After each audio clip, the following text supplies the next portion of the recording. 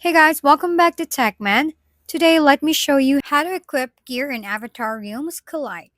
To equip gear in Avatar Realms Collide, start by tapping the hero icon on the bottom right corner of your main game screen. This opens your hero roster. Select the hero you want to equip, then tap the gear icon next to their rank. But before any of that, make sure you've built the Forge building.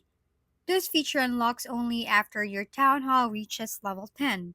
Once the forge is constructed, you'll unlock the gear tab in your hero's interface. From there, you can craft gear using forge coins, which you can earn through alliance invasions and expeditions. Simply choose the gear you want and assign it to your hero.